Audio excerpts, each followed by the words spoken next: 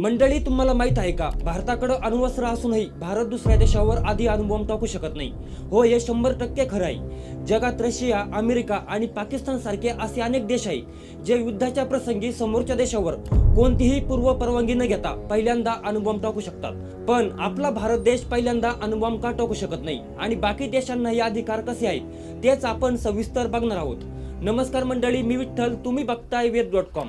अण्वस्त्र म्हणजे केवळ एक बॉम्ब नसून ते एका देशाच्या अस्तित्वाचं आणि ताकदीचं प्रतीक असतं. जगात 9 असे देश आहेत ज्यांच्याकडे अण्वस्त्रे आहेत, पण त्या प्रत्येक देशाची विचारसरणी आणि रणनीती वेगवेगळी आहे. पण अण्वस्त्राच्या नियमानुसार भारत प्रथमतः अणुबॉम्ब का टाकू शकत नाही, या विषयाच्या मुळाशी जाण्यासाठी आपल्याला थोडंसं मागे वळावं लागेल. 1974 मध्ये भारताने स्माइलिंग बुद्धा नावाने पहिली शांततापूर्ण अणुचाचणी केली. पण तेव्हा भारताने जगाला आम्ही अण्वस्त्रधारी झालो आहोत असं घोषित केलं नव्हतं.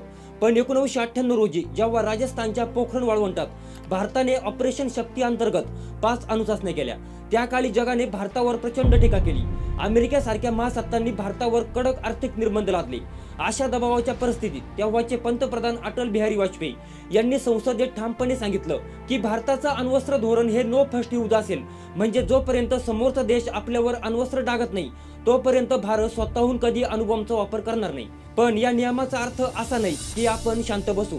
नियमावली स्पष्ट लिहिले, भारताच्या जमिनीवर, लष्करावर किंवा अगदी समुद्रातल्या जहाजावर अण्वस्त्र डागलं तर भारताचा प्रतिहल्ला इतका भीषण असेल की शत्रूचा देश इतिहासाच्या पानातून कायमचा मिटला जाईल. थोडक्यात सांगायचे तर भारताचे नियम हे आम्ही आधी मारणार नाही, पण जर कोणी आम्हाला मारले तर आम्ही त्याला जिवंत सोडणार नाही. पण रशिया आणि अमेरिका यांची नियमावली भारताच्या नियमावलीपेक्षा पूर्णतः वेगळी आहे. रशिया आणि अमेरिका हे देश त्यांच्या फर्स्ट स्ट्राईक पॉलिसीसाठी ओळखले जातात. याचा अर्थ असा की जर रशियाला फक्त शंका आली की समोरचा देश त्यांच्यावर मोठा हल्ला करणार आहे किंवा रशियाचं अस्तित्व धोक्यात आहे, तर ते कोणाची परवानगी न घेता आणि कोणतीही वाट न पाहता डायरेक्ट अणुबॉम्ब सोडू शकतात. आता आपल्या शेजारील देशाकडे बघूया, म्हणजे पाकिस्तान. पाकिस्तानचा नियम तर अधिकच भयंकर आहे. पाकिस्तानने कधीही लेखी दिलेलं नाही की ते आधी बॉम्ब टाकणार नाही. उलट त्यांनी उघडपणे जगाला धमकावलं आहे की जर भारताने त्यांच्या सीमेत शिरून मोठा लष्करी विजय मिळवला किंवा पाकिस्तानचा देश तुटण्याची वेळ आली तर ते विचार न करता पहिल्यांदाच अण्वस्त्र वापरतील. त्यानंतर उत्तर कोरियाचा विषय तर त्याहून वेगळा आहे. तिथे किम जोंग उन हेच नियम आहे आणि तेच कायदा आहे. जर त्यांना वाटलं की त्यांच्या सत्तेला धोका आहे तर ते कोणालाही न सांगता जगाचा विनाश करायला निघू शकतात. उत्तर कोरियाने 2024 मध्ये आपल्या संविधानात एक अत्यंत धक्कादायक बदल केल्याचं समजतंय. त्यांनी एक असा कायदा बनवला आहे, जर त्यांच्या देशाच्या नेतृत्वावर म्हणजे किम जोंग उन यांच्यावर हल्ला करण्याचा प्रयत्न झाला किंवा त्यांच्या अण्वस्त्र नियंत्रण यंत्रणेला धोका निर्माण झाला तर उत्तर कोरियाची अण्वस्त्रे स्वयंचलितपणे शत्रूवर डागली जातील. त्यानंतर चीनच्या अण्वस्त्र धोरणाकडे पाहिल्यास ते वरवर भारतासारखे शांतप्रिय वाटते, पण त्यामागे एक खूप मोठी लष्करी चाल दडलेली आहे. 1964 मध्ये जेव्हा चीनने आपली पहिली अणुचाचणी केली तेव्हा त्यांनी जगाला अधिकृतपणे सांगितलं होतं की आम्ही नो फर्स्ट यूज धोरण पाळू. पण चीनच्या या धोरणात एक मोठी दुसरी रेषा आहे, कारण चीनच्या अस्तित्वावर किंवा त्यांच्या कम्युनिस्ट पार्टीच्या सत्तेवर संकट आलं तर ते आपला अण्वस्त्र आधी न वापरण्याचा नियम कोणत्याही क्षणी मोडू शकतात. विशेषतः त्यांची क्षेपणास्त्र जगातील कोणत्याही रडार यंत्रणेला चकवा देऊन अण्वस्त्र पोहोचू शकतात. यामुळे चीन म्हणतो की आम्ही आधी हात उचलणार नाही. पण त्यांची तयारी अशी आहे की जर एखादं युद्ध सुरू झालं तर समोरच्या देशाला सावरण्याची संधी मिळणार नाही. आता प्रश्न उरतो तो इस्रायल, ब्रिटन आणि फ्रान्सचा. इस्रायलकडे अण्वस्त्र आहे हे जगाला माहीत आहे, पण त्यांनी कधीही ते अधिकृतपणे मान्य केलं नाही. याचाच त्यांना मोठा फायदा होतो, म्हणजे इस्रायलवर आंतरराष्ट्रीय निर्बंध लागत नाही. तसेच त्यांचा एक गुप्त नियम आहे ज्याला सॅमसन ऑप्शन म्हणतात. याचा अर्थ असा की जर इस्रायलला चारही बाजूंनी शत्रूंनी हल्ला केला आणि त्यांचा देश वाचणं अशक्य आहे असं त्यांना वाटलं तर ते आम्ही मरू तर सगळ्यांना घेऊन मरू या वृत्तीनं अण्वस्त्र डागू शकतात.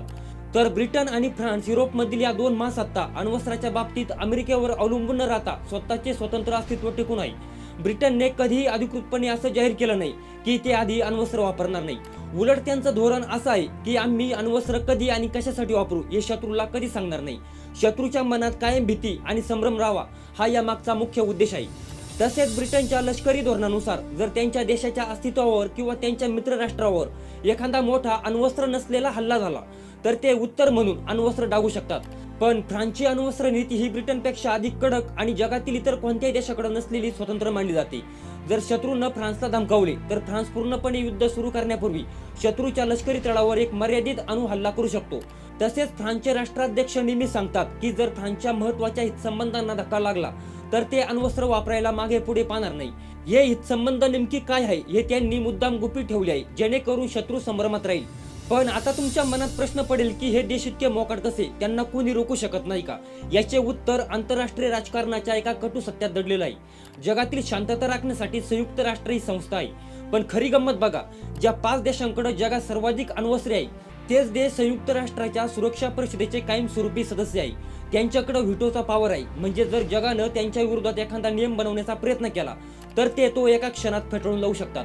तर मंडळी, जगामध्ये भारत हा देश पहिलाच आहे ज्याने पहिल्यांदा अण्वस्त्र न वापरण्याचा निर्णय घेतला. पण यामुळे भारताला धोका नक्कीच आहे. पण भारताने आपलं सेकंड स्ट्राईक इतका मजबूत केला आहे की शत्रूचा पहिला वार हा त्यांच्या स्वतःच्या विनाशाचं कारण ठरेल, आणि ती ताकद आज भारताकडे आहे. तर मंडळी, तुम्हाला काय वाटतं, भारताचं आधी अण्वस्त्र न वापरण्याचं धोरण आजच्या युगात भारताला वाचवण्यासाठी पुरेसं आहे का, की भारताने आपल्या नियमांचा पुनर्विचार करावा? तुमची मते कमेंटमध्ये नक्की सांगा. आणि अशाच माहितीपूर्ण विषयासाठी वेद.com ला सबस्क्राईब करायला मात्र विसरू नका.